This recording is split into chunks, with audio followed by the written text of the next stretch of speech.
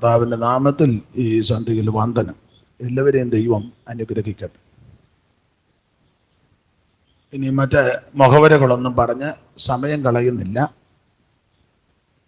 എനിക്ക് ചുമതലപ്പെട്ടവരെ അറിയിച്ചത് 9 മണിയാകുമ്പോൾ പ്രസംഗം നിർത്തണം എന്നാണ്. ഇപ്പോൾ 8 ആകാൻ 5 മിനിറ്റ് ഈ വാച്ചിലുണ്ട്. നിങ്ങളുടെ വാച്ചിൽ അങ്ങനെ ആട്ടെ. അതുകൊണ്ട് ഇന്ന് രാത്രി കമ്പിവാചകം പോലെ ചില കാര്യങ്ങൾ വചനത്തിൻ്റെ അടിസ്ഥാനത്തിൽ ചിന്തിക്കാം. ഈ ദൈവദാസന്മാരെ കൊണ്ട് ദൈവം ചെയ്യിപ്പിക്കുന്ന മഹനീയ ശുശ്രൂഷയ്ക്കായിട്ട് സ്തോത്രം. ഞങ്ങളിൽ പലർക്കും ചെയ്യാൻ പറ്റാത്തതും ചെയ്താൽ ഒക്കാത്തതുമായ കാര്യമാണ് ദൈവം നിങ്ങളെ ഭരമേൽപ്പിച്ചിരിക്കുന്നത്. കർത്താവ് വീണ്ടും ഉത്തരോത്തരം അനുഗ്രഹിക്കട്ടെ. വായിച്ച തിരുവചനം ഒന്നുകൂടെ വായിച്ച് സഹായം. അവിടെ യൂദായുടെ ലേഖനം 14-15 വാക്യമാണ് ഇന്ന് രാത്രിയിലെ അല്പസമയത്തെ ദൈവവചന ധ്യാനത്തിന് അടിസ്ഥാനമായിട്ട് വായിച്ചത്. നമ്മളവിടെ എനിക്ക് എൻ്റെ ഓർമ്മ ശരിയെങ്കിൽ ഒരു 10-28 വർഷം മുമ്പ് ഇവിടെ ശുശ്രൂഷയ്ക്ക് വന്നതാണ്. അന്ന് സഭാഗോള് പണിതിട്ടില്ല, ഒരു വീട്ടിലാണ്. ആ വീട്ടുകാർ വല്ലവരും ഇവിടെ ഉണ്ടോയെന്നറിയാം. ആരാ? ദൈവത്തിന് മഹത്വം. ഏതായാലും ഈ ദേശത്തെ വേലയെ ദൈവം അനുഗ്രഹിക്കുന്നത് ഓർത്ത് സ്തോത്രം. അതിന് ചുമല കൊടുത്തവരെയും ദൈവം അനുഗ്രഹിക്കട്ടെ. ഇനി ഒന്നുകൂടെ വാക്യം വായിച്ചു. ആദാം മുതൽ 7-ാമനായ ഹാനോക്കും ഇവരെ കുറിച്ച്, ഇതാ കർത്താവ് എല്ലാവരെയും വിധിപ്പാനും അവർ അഭക്തിയോടെ ചെയ്ത ഭക്തിവിരുദ്ധമായ സകല പ്രവർത്തികളും നിമിത്തം ഭക്തികെട്ട പാപികൾ തന്റെ നേരെ പറഞ്ഞ സകല നിഷ്ഠൂരങ്ങളും നിമിത്തവും ഭക്തികെട്ടവരെയൊക്കെയും ബോധം വരുത്തുവാനും 1000 വിശുദ്ധന്മാരോടുകൂടെ വന്നിരിക്കുന്നു എന്ന് പ്രവചിച്ചു. ഹാനോക്ക് പ്രവചിച്ചു എന്നാണ് യൂദ രേഖപ്പെടുത്തിയിരിക്കുന്നത്. ഒരിക്കൽ കൂടി കരമുയർത്തി എല്ലാവരും ദൈവത്തിന് മഹത്വം കൊടുത്താട്ടെ. പൊൻപിള്ളക്കേടുള്ളിൽ പൊൻകച്ചയും പൂണ്ട് വെള്ളത്തല മൂടി വെള്ളയാം പഞ്ഞി പോൽ, പൊൻപിള്ളക്കേടുള്ളിൽ പൊൻകച്ചയും പൂണ്ട് വെള്ളത്തല മൂടി വെള്ളയാം പഞ്ഞി പോൽ, വെള്ളോട്ടുല തന്നിൽ കാച്ചി പഠിപ്പിച്ചു വെള്ളക്കുതിര പുറത്തേറി വരുന്ന പുരുഷനെ കണ്ടേ, പുരുഷനെ കണ്ടേ, പുരുഷനെ കണ്ടേ, ഉത്തമ പുരുഷനെ കണ്ടേ.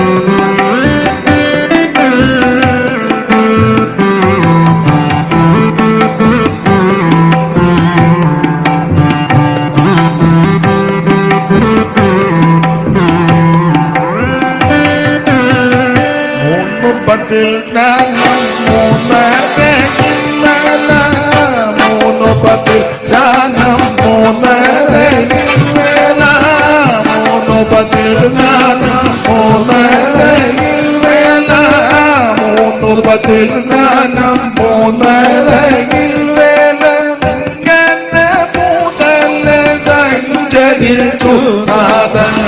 3:10 സ്നാനം 3:30 വേല ഇങ്ങനെ മുതല് സഞ്ചരിച്ചു നാഥൻ. പാടിൽ പലതരം വേലകൾ ചെയ്യുന്ന ഭൂതപിശാചി തലയ തകർത്ത പുരുഷനെ കണ്ടേ, ഉത്തമ പുരുഷനെ കണ്ടേ, പുരുഷനെ കണ്ടേ, ഉത്തമ പുരുഷനെ കണ്ടേ.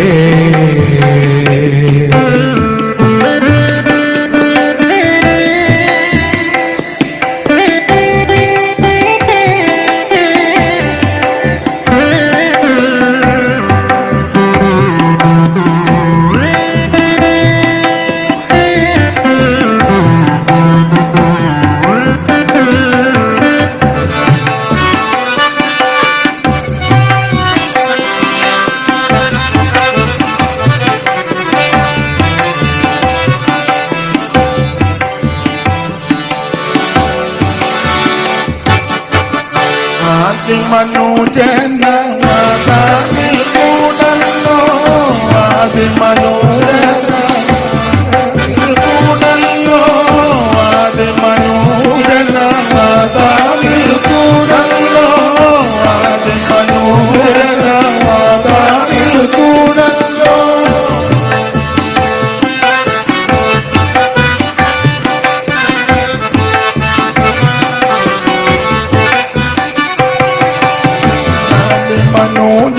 മനോജനമാതാവിൽ കൂടല്ലോ പാപങ്ങൾ ലോകത്തിലാകെ പരതോ ആദിമനോജനമാതാവിൽ കൂടല്ലോ പാപങ്ങൾ ലോകത്തിലാകെ പരതോ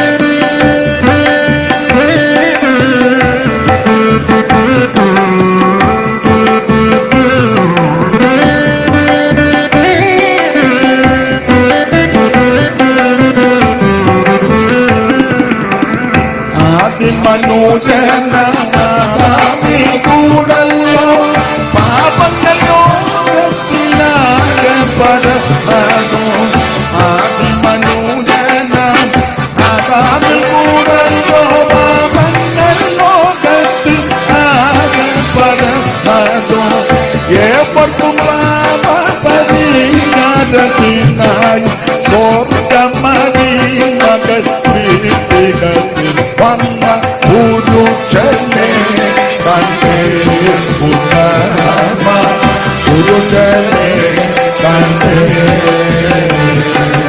പുരുഷനെ തന്റെ ഉത്തമ പുരുഷനെ പുരുഷനെ തന്റെ ഉത്തമ പുരുഷനെ തന്റെ പുരുഷനെ തന്റെ പുരുഷനെ തന്റെ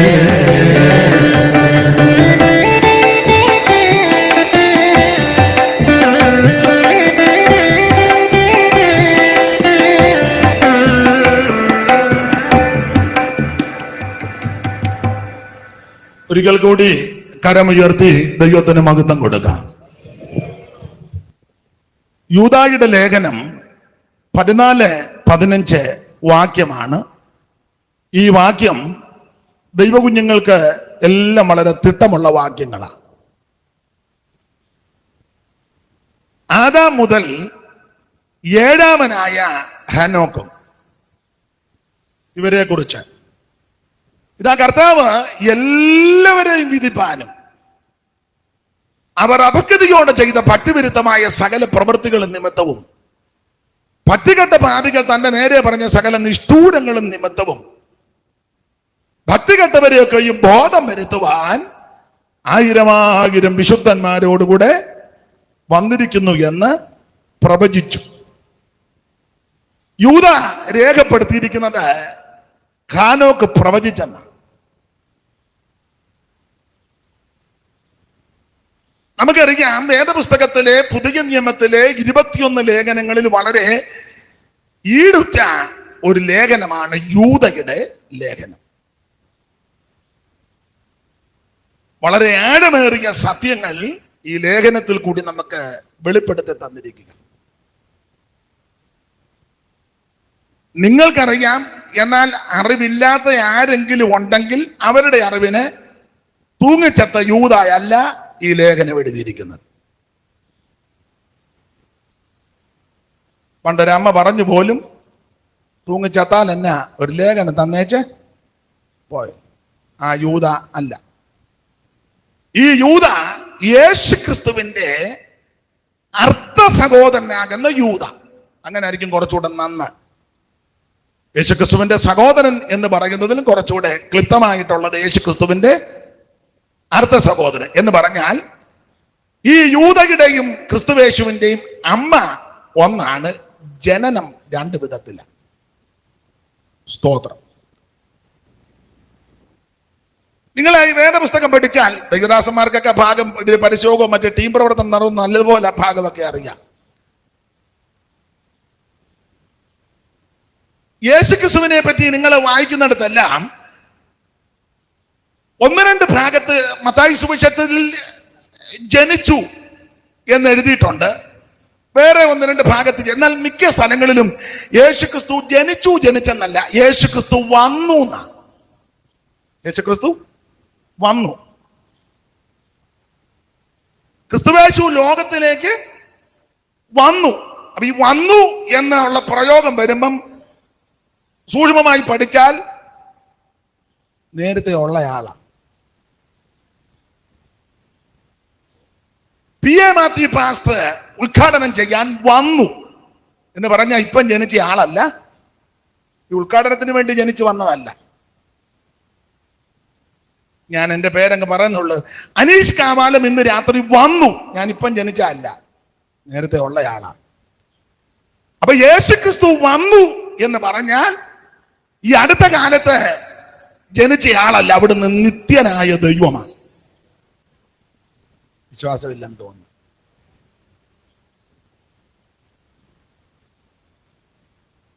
ഞാനും നിങ്ങളും ആരാധിക്കുന്ന യേശുക്രിസ്തു അടുത്ത കാലത്ത് മുളച്ച് കിളിച്ച് പൊങ്ങി വന്ന പുത്തൻ ദൈവമല്ല, അവിടുന്ന് അനാദിയായും ശാശ്വതമായും ദൈവമാണ്. ദൈവത്തിന് ആരും കണക്കിടരുത്. 50 കൊല്ലം, 100 കൊല്ലം, 1000 കൊല്ലം, 10,000 കൊല്ലം ഒന്നുമല്ല. നമുക്ക് ചിന്തിക്കാനും നിർണയിക്കാനും പറ്റത്തില്ല. അവിടുന്ന് അനാദിയായി ശാശ്വതമായി നമ്മുടെ ദൈവമാണ്. ഈ സകല ചരാചരങ്ങളെയും, അണ്ടകടാകത്തെയും, ബ്രഹ്മാണ്ട കോടിനാട്ടത്തെയും, നക്ഷത്രങ്ങളെയും, ഗ്യാലക്സികളെയും, ഈ കാണുന്ന ഭൂചര ഖേചര വസ്തുക്കളെയും സകലത്തെയും സൃഷ്ടിക്കുന്നതിന് മുമ്പ് അവൻ ഉള്ളവനാണ് അവിടുന്ന്. ഈ കാണുന്നതെല്ലാം ദൈവം സൃഷ്ടിച്ചതാ. ഇത് മുഴുവൻ ദൈവം സൃഷ്ടിച്ചതാ. ഉളവായതൊന്നും അവനെ കൂടാതെ ഉളവായതല്ല, സകലതും അവൻ ഉളവാക്കി അവനായിട്ട് ഉളവായി. എബ്രായ ലേഖനത്തിലെ വാക്യം നമുക്കെല്ലാം മനപ്പാടമാ. സകലത്തിന്റെ ലാക്കും സകലത്തിന്റെ കാരണഭൂതനും അവിടുന്ന് തന്നെ. നിങ്ങൾക്ക് എന്നാ നിങ്ങൾക്ക് ദൈവത്തെ പറ്റി പറയുന്നൊന്നും ഇഷ്ടമല്ലെന്ന് തോന്നുന്നു. സ്തോത്രം. നിത്യനായ ദൈവം, യേശുക്രിസ്തു മാത്രം ഏക ദൈവം, യേശുക്രിസ്തു മാത്രം സത്യദൈവം, യേശുക്രിസ്തു മാത്രം ജീവനുള്ള ദൈവം, അവിടുന്ന് മാത്രമാ ദൈവം. സ്തോത്രം. അത് യാതൊരു സങ്കോചവും കൂടാതെ തീർത്ത് പറഞ്ഞോണം. പിള്ളേരുടെ ഭാഷ പറഞ്ഞ വാക്കി വരുന്നിടത്ത് വെച്ച് കാണാം. ഈ കോവിഡും എല്ലാം പിന്നെയും വരുന്നെന്ന് കേൾക്കുന്നത്. അപ്പൊ പിന്നെ ഇത് കാര്യം പറഞ്ഞ് വെച്ച് പെട്ടെന്ന് പോകുന്നതായിരിക്കും നല്ലത്. ഒന്നും പറയാതെ പോകുന്നല്ലേ നല്ലത്. പുള്ളി 50 വർഷം ശുശ്രൂഷ ചെയ്തു, ഒന്നും പറഞ്ഞില്ല. അതിലും നല്ലത് 1 വർഷമേ ചെയ്തുള്ളൂ, പക്ഷെ പറയേണ്ടതെല്ലാം പുള്ളി പറഞ്ഞേച്ചാ അതാ. ചൂടുവെള്ളം കുടിച്ച് ഇവിടെ മെനക്കെട്ടിരിക്കരുത്. സ്തോത്രം. യേശുക്രിസ്തു ഏകദൈവം, നിത്യദൈവം, സത്യദൈവം, സാക്ഷാൽ ദൈവം, ജീവനുള്ള ദൈവം. യേശുക്രിസ്തു ഒരു വിഭാഗത്തിന്റെ ദൈവമല്ല, അവിടുന്ന് മുഴു ലോകത്തിന്റെയും ദൈവമാണ്. ഒരു പ്രത്യേക വിഭാഗക്കാർക്ക് വേണ്ടി വന്നതല്ല ക്രിസ്തു. മുഴു ലോകത്തെയും രക്ഷിക്കാനായി യേശുക്രിസ്തു സ്വർഗ മഹിമകൾ വിടഞ്ഞ് ഇഹലോകത്തിലേക്ക് ഇറങ്ങി വന്നത്. ദൈവരൂപത്തിൽ ഇരിക്കെ ദൈവത്തോടുള്ള സമത്വം മുറുകെ പിടിച്ചു കൊള്ളണമെന്ന് വിചാരിക്കാതെ ദാസരൂപമെടുത്ത് വേഷത്തിൽ മനുഷ്യനായി തന്നെത്താൻ താഴ്ത്തി മരണത്തോളം, ക്രൂശില മരണത്തോളം അനുസരണമുള്ളവനായി തന്ന ക്രിസ്തുവേശു കരമുയർത്തി ദൈവത്തെ മഹത്വപ്പെടുത്ത്. മനുഷ്യനായി കാണപ്പെട്ടോനെ, വേഷത്തിൽ മനുഷ്യനായി കാണപ്പെട്ടോനെ, മനുഷ്യ ജന്മം എടുത്ത നിന്നെ വാഴ്ത്തിടുന്നു.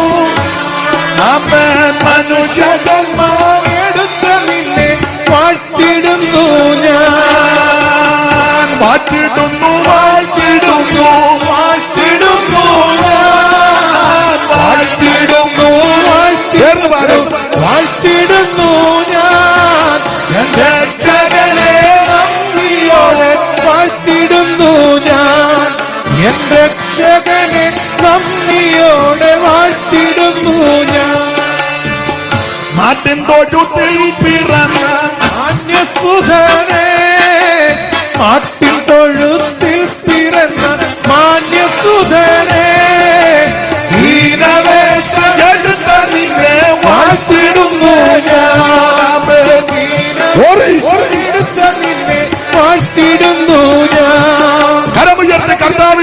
കൊടുക്ക്. എന്നെ കേൾക്കുന്ന പ്രിയപ്പെട്ടവരോട് പറയട്ടെ, യേശു ക്രിസ്തു ഒരു വിഭാഗത്തിന്റെ മതത്തിന്റെ സംഘടനയുടെ വക്താവല്ല. യേശു ക്രിസ്തു മുഴു ലോകത്തിന്റെ ദൈവമാണ്. ഏത് മതത്തിലും കുലത്തിലും കുടുംബത്തിലും നിറത്തിലും നിലവാരത്തിൽപ്പെട്ടവർക്കും യേശു ക്രിസ്തുവിനെ അറിയുവാനൊക്കും, അംഗീകരിക്കാം, ആരാധിക്കാം, അനുഗമിക്കാം, സ്നേഹിക്കാം, സേവിക്കാം. യേശു ക്രിസ്തു മുഴു ലോകത്തിന്റെ ദൈവമാണ്. മനുഷ്യനായി ജാതിയല്ല ഒപ്പിച്ചു വെച്ചേക്കുന്നത്. ഞങ്ങൾ ഇച്ചിരി കൂടിയതാ, നിങ്ങൾ കുറഞ്ഞതാ. ഈ ഊളത്തരം ഒന്നും അധികം പറയരുത്. സ്തോത്രം. ഞാൻ കഴിഞ്ഞ ദിവസവും പത്രം വായിച്ചപ്പോൾ നിങ്ങളും കണ്ടതാ, വായിച്ചതാ. പുതിയ രാഷ്ട്രപതിയെ നിയമിക്കുന്നല്ലോ. സ്തോത്രം. നന്നായിരിക്കുന്നെന്നാ എൻ്റെ അഭിപ്രായം. ഇപ്പൊ നിങ്ങൾക്കൊരു ചിന്ത, പുള്ളി ഏത് പാർട്ടിയാണെന്നായിരിക്കും. ഇത് പാർട്ടിയുടെ ആളൊന്നുമല്ല, നിഷ്പക്ഷമായിട്ട് കാര്യം പറയുന്നത് നല്ലതാണ്. നല്ല കാര്യം ആര് ചെയ്താലും നല്ലതാണ്, അംഗീകരിക്കുന്നത് നല്ലതാണ്. അല്ല, ഇനിയിപ്പോ അങ്ങനെ പോയെങ്കിലേ കാര്യമല്ല. അപ്പൊ ശ്രദ്ധിക്കുക, മനുഷ്യനായി ജാതിയും തരവും തരംതിരിവും ദൈവത്തിന്. വേദപുസ്തകത്തിലെ പ്രമാണം നിങ്ങൾക്കെല്ലാം നന്നായിട്ട് അറിയാം. ഭൂതലത്തിലെങ്ങും കുടിയിരിക്കുവാൻ അവൻ ഒരുത്തനിൽ നിന്ന് മനുഷ്യജാതിയെ ഉളവാക്കി. ഒറ്റ ഒരാടെ സന്തതിയാ ഈ ഇരിക്കുന്ന മുഴുവനും. ഈ ഇരിക്കുന്ന നല്ല ലോകത്തിലുള്ള മുഴുവൻ. പിന്നെ ചിലർ നല്ലതുപോലെ വെളുത്തിരിക്കുന്നു, കറുത്തിരിക്കുന്നു, അത് ഇരുനിറം വിളറിയിരിക്കുന്നു, പരുവക്കേടിരിക്കുന്നു. അതൊക്കെ പല കാര്യങ്ങളുണ്ട്. ഒന്ന് ഭക്ഷണക്രമം, ജീവിതചര്യ, കാലാവസ്ഥ, ജനന പ്രക്രിയയിൽ കൂടെ വന്ന മാറ്റങ്ങൾ, അതുകൊണ്ടൊക്കെ ആയി പരുവക്കേടി നമ്മളെല്ലാം പലരും ഇരിക്കുന്നത്. ഞാനുമൊക്കെ പരുവക്കേടിൽ അങ്ങനെ ആയതാ. പക്ഷെ ഇത് പുറകോട്ട് പഠിച്ചാൽ ഒറ്റ ഒരാടെ സന്തതിയാണ്.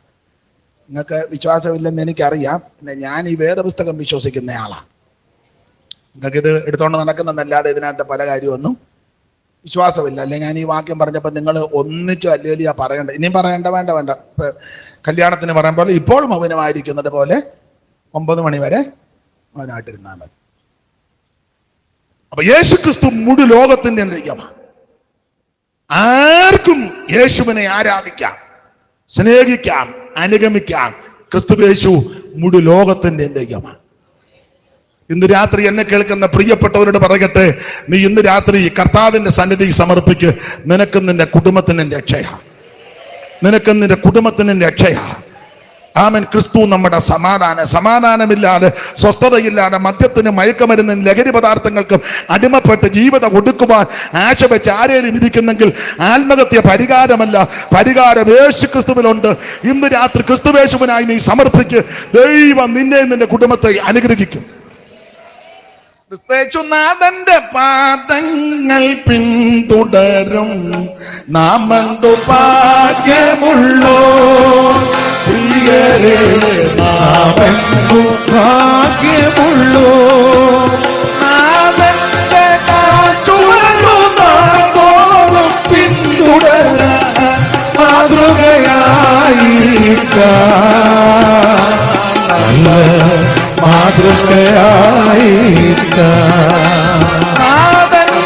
കാറ്റുവരുന്നോറും പിന്തുടരാൻ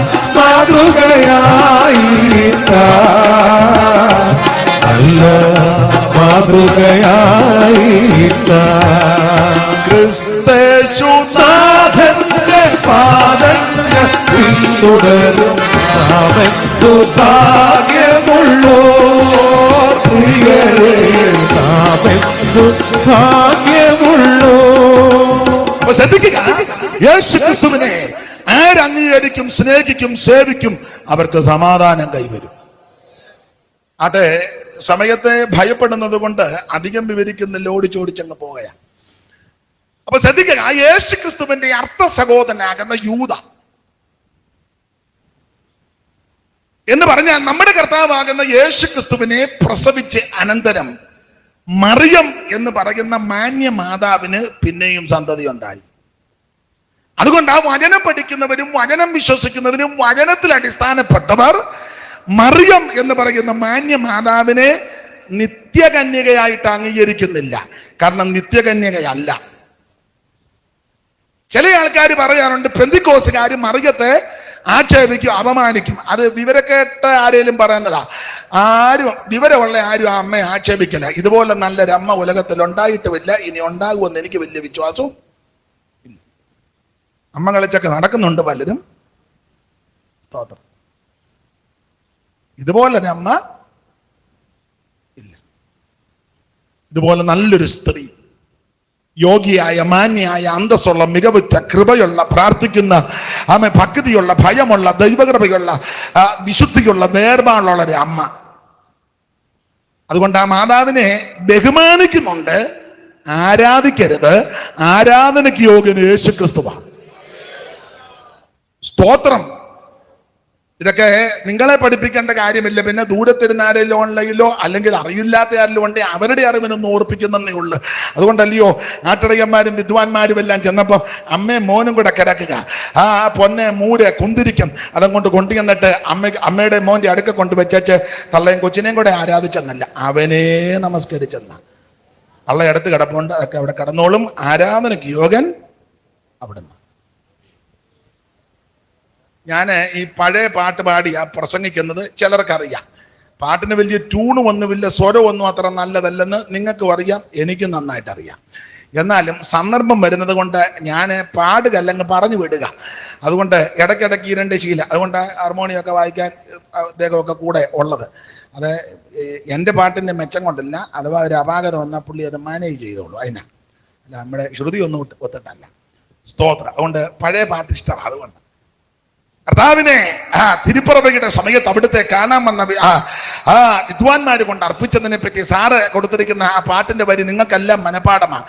വന്നു മകർന്നിന്ന ഡൂക്കൽ ഭക്തിയോടെ പൊന്നമൂര കുന്തിരിക്കാൻ കാഴ്ച വച്ചു. വന്നു മകർന്നിന്ന ഡൂക്കൽ ഭക്തിയോടെ പൊന്നമൂര കുന്തിരിക്കാൻ കാഴ്ച വച്ചു. ഉന്നതാധികാരമുള്ള മന്നവൻ നീയെന്നുതഞ്ഞർ സന്നമിച്ചു കോച്ചിയും നീത നിശങ്കമായിയോ മണവാളനേ ശ്രീനരപതിയേ സിയോ മണവാളനേ. പാത്രമായ ലോകം ആയുദ്ധരിപ്പതിന് കന്യകയിൽ ജാതനായി വന്ന ശ്രീനരപതിയേ സിയോ മണവാളനേ ശ്രീനരപതിയേ സിയോ മണവാളനേ. കരമുയർത്തി കർത്താവിന് മഹത്വം കൊടുക്ക. ആരാധനയ്ക്ക് യോഗ്യൻ യേശുക്രിസ്തുവാ.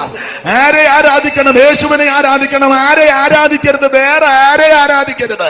മനുഷ്യനെ ആരാധിക്കരുത്, മൃഗത്തെ ആരാധിക്കരുത്, കന്നുകാലി ആരാധിക്കരുത്, പാമ്പിനെ ആരാധിക്കരുത്, പട്ടിയെ ആരാധിക്കരുത്, പൂച്ചയെ ആരാധിക്കരുത്, കൊതുകിനെ ആരാധിക്കരുത്, പല്ലി പാറ്റായ ഒന്നിനെ ആരാധിക്കരുത്, വൃക്ഷത്തെ ആരാധിക്കരുത്, അവൻ മണ്ണിനെ ആരാധിക്കരുത്, സൂര്യനെ ആരാധിക്കരുത്, ചന്ദ്രനെ ആരാധിക്കരുത്, നക്ഷത്രങ്ങളെ ആരാധിക്കരുത്, ഉപദേശിമാരെ ആരാധിക്കരുത്, സഭയുടെ നേതാക്കന്മാരെ ആരാധിക്കരുത്, മത നേതാക്കന്മാരെ ആരാധിക്കരുത്. ആരാധനയ്ക്ക് യോഗ്യനായ ഒരുവൻ യേശുക്രിസ്തു മാത്രം. Price the Lord. അവിടുന്ന് മാത്രം ആരാധനയ്ക്ക് യോഗ്യൻ. നമുക്ക് വേണ്ടി രക്തം ചിന്തിക്കവൻ, നമുക്ക് വേണ്ടി ജീവനെ തന്നവൻ, നിനക്ക് വേണ്ടി ജീവനെ തന്ന സർവജ്ഞനായ ക്രിസ്തുവേശു, അവിടുന്ന് മാത്രമാണ് ആരാധനയ്ക്ക് യോഗ്യൻ. ഇന്ന് രാത്രി കയ്യം കെട്ടി അമ്മയെ കയ്യം കെട്ടിയിരിക്കാതെ എപ്പോഴാ പോകുന്നെന്നറിയാലോ. സ്തോത്രം പറ. ദൈവത്തിന് മഹത്വം കൊടുക്ക്, ദൈവത്തിന് മഹത്വം കൊടുക്ക്. അവിടുന്ന് മാത്രമാണ് ആരാധനയ്ക്ക് യോഗ്യൻ. യേശുക്രിസ്തു മാത്രമാണ് ആരാധനയ്ക്ക് യോഗ്യൻ. Price the Lord, price the Lord, price the Lord. Hallelujah. ദൈവത്തിന് മഹത്വം, ദൈവത്തിന് മഹത്വം. ആരെ ആരാധിക്കണം? യേശുവിനെ ആരാധിക്കണം. ആരെ ആരാധിക്കരുത്? വേറെ ആരെ ആരാധിക്കരുത്. Price the Lord. ചുമ്മാ പോകുന്നവരെല്ലാം കയറി ആരാധിക്കുക. ആരാധനയ്ക്ക് വ്യവസ്ഥയുണ്ട് കേട്ടോ. സ്തോത്രം. ഒറ്റ വാക്കി പറഞ്ഞ ഭാഗം വിടാൻ വിവരിക്കാൻ നേരമില്ലാത്തതുകൊണ്ടാണ് ഒറ്റ വാക്കി പറഞ്ഞ. അപ്പൊ ആരെ ആരാധിക്കണം? യേശുവിനെ ആരാധിക്കണം. ആരെ ആരാധിക്കരുത്? വേറെ ആരെ ആരാധിക്കരുത്. അങ്ങനെ ഈ പുസ്തകം പഠിപ്പിക്കുന്നത്.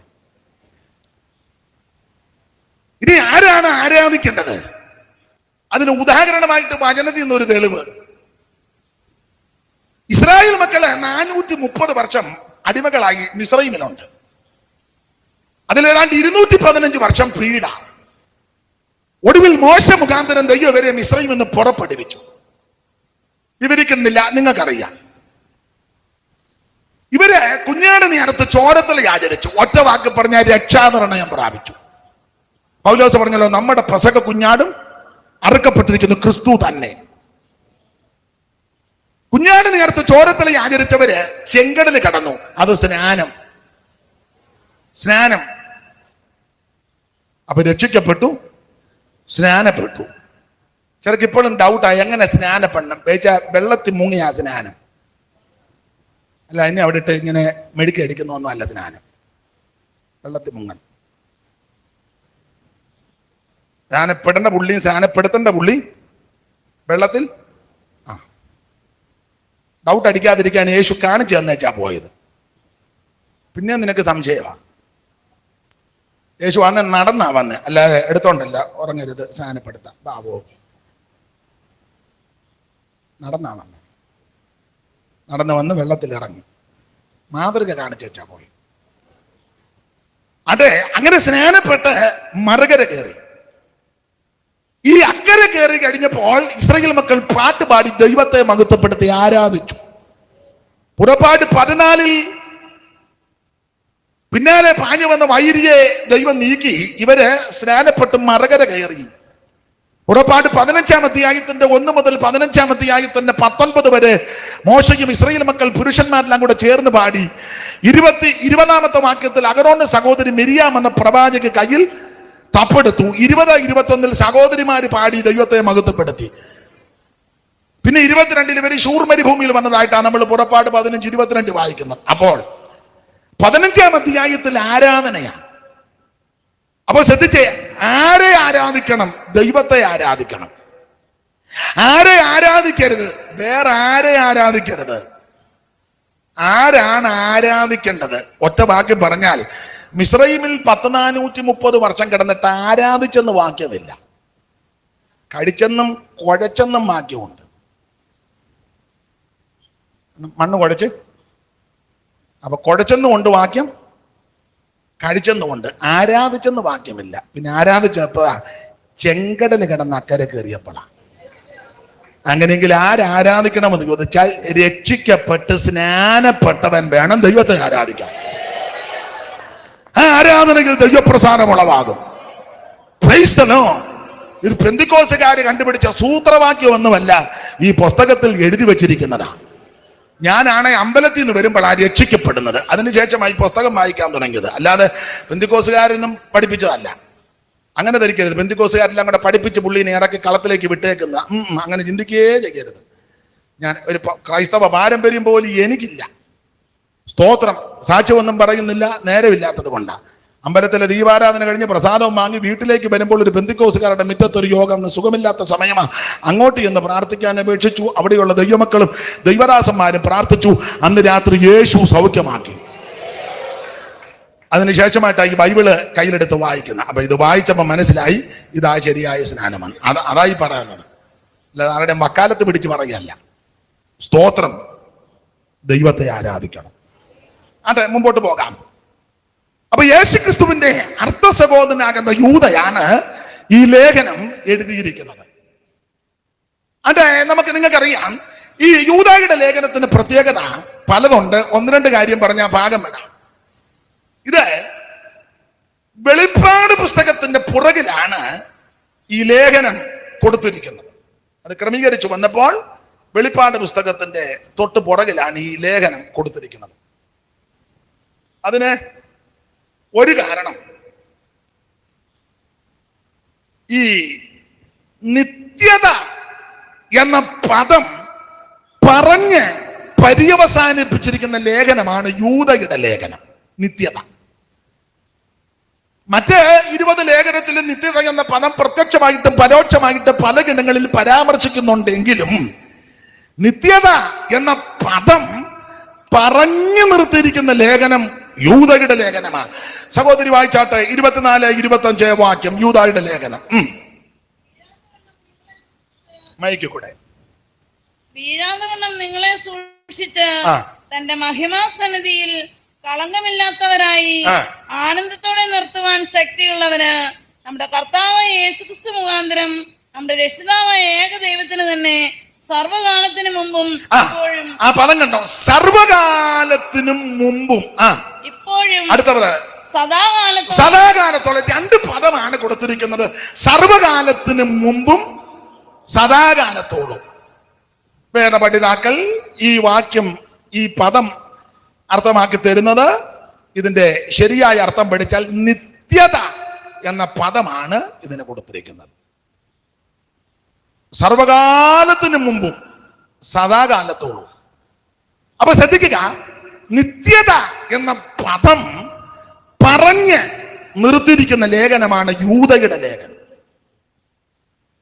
വെളിപ്പാട് പുസ്തകത്തിന്റെ പുറകിൽ ഇത് കൊടുക്കാൻ കാര്യം, നിത്യത എന്ന പദമേ യൂദയുടെ ലേഖനത്തിലുള്ളൂ.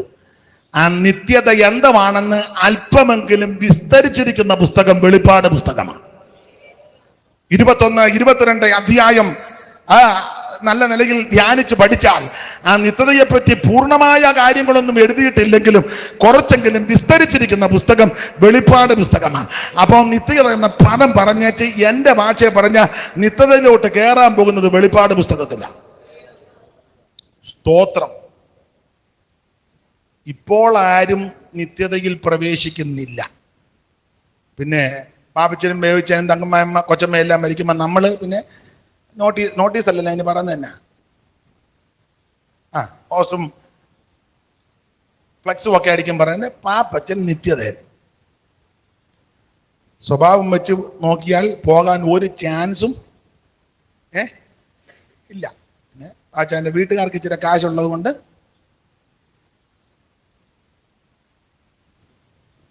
മനസ്സിലാകുന്നില്ലേ? സ്തോത്രം. ഇപ്പോഴാരും നിത്യതയിൽ പ്രവേശിക്കുന്നില്ല. വേദപുസ്തകത്തിന്റെ പുതിയ നിയമത്തിന്റെ ഉപദേശം അനുസരിച്ച് ഇപ്പോൾ ക്രിസ്തുവിൽ മറഞ്ഞിരിക്കുക. സ്തോത്രം. ആ ഭാഗത്തേക്കൊന്നും പോകുന്നില്ല. നിത്യത എത്ര കാലം നീണ്ടു നിൽക്കുമെന്ന് എനിക്കും നിങ്ങൾക്കും നിർണയിക്കാനും ഒക്കത്തില്ല.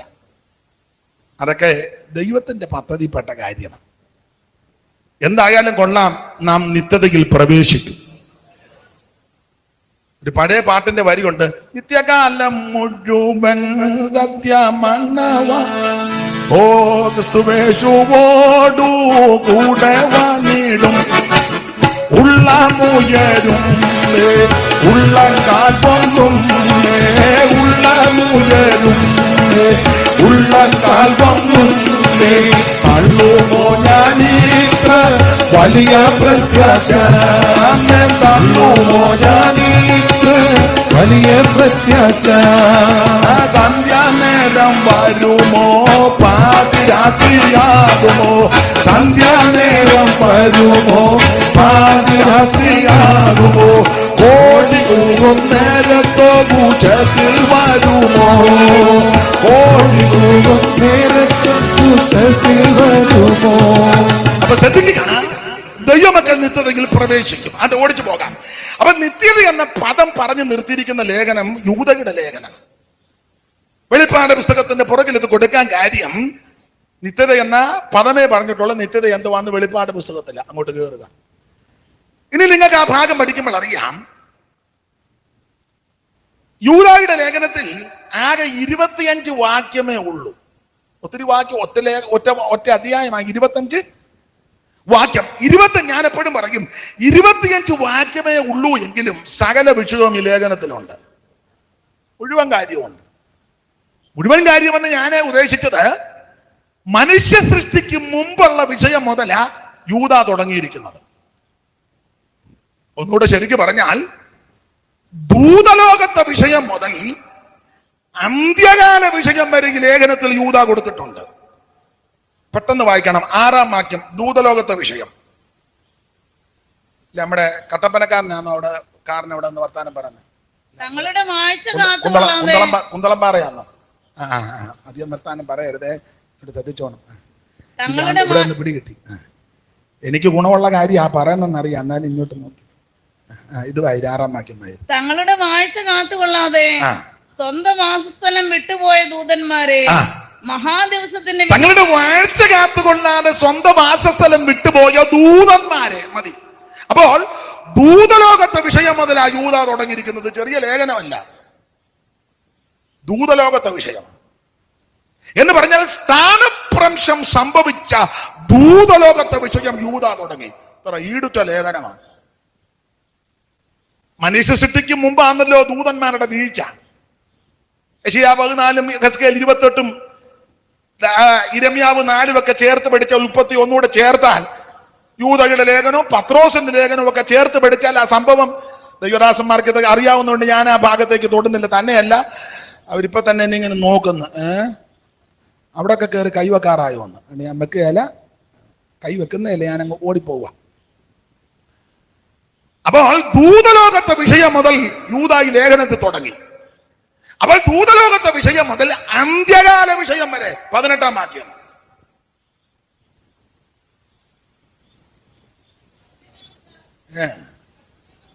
അനുസരിച്ച് നടക്കുന്ന പരിഹാസികൾ ഉണ്ടാകുമെന്ന് ഒന്നുകൂടെ വായിച്ചോ.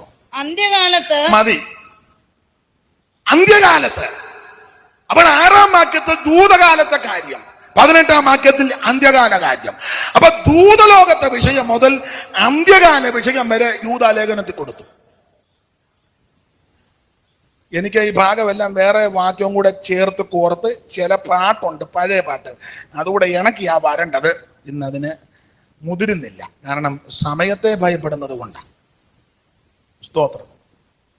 എനിക്ക് സംസാരിക്കണമെങ്കിൽ കുറഞ്ഞത് ഇങ്ങനെയുള്ള രംഗങ്ങളിൽ 2 മണിക്കൂർ കാണാൻ നല്ലതാണ്.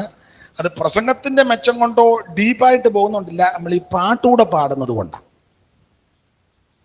പാട്ടില്ലെങ്കിൽ ഒരു 40 മിനിറ്റുള്ള സാധന കയ്യിൽ ഉള്ളു, പിന്നെ പാട്ടുകൂടെ ഇടുന്നത് കൊണ്ടാണ് ഇത്. അത് അങ്ങനെ അതിൻ്റെ പരിപാടി. അപ്പൊ എന്നെ ആരെങ്കിലും വിളിക്കുന്നുണ്ടെങ്കിൽ ആ രീതിയിൽ വിളിക്കുന്നതായിരിക്കും കുറച്ചുകൂടെ നല്ലത്. പിന്നെ നിങ്ങൾ ഭാരപ്പെടണ്ട, നമുക്ക് കൃത്യസമയത്ത് നിർത്താം. നോക്കട്ടെ. അപ്പൊ എന്തായാലും ദൂതലോകത്തെ വിഷയം മുതൽ അന്ത്യകാല വിഷയം വരെ ഈ ലേഖനത്തിൽ യൂദ കൊടുത്തു. ഇത് ഈ ലേഖനത്തിന്റെ വേറൊരു പ്രത്യേകത, എല്ലാ ഭാഗവും എടുക്കുന്നില്ല. ഈ ലേഖനത്തിലെ പ്രധാനപ്പെട്ട ഒരു പദം സൂക്ഷിക്കുക, സൂക്ഷിച്ചോണം. നമ്മുടെ മിനിസ്ട്രിയുടെ പേരെന്തുവാ? ഗ്രേസ് മിഷൻ ഓഫ് ഇന്ത്യ അല്ലേ?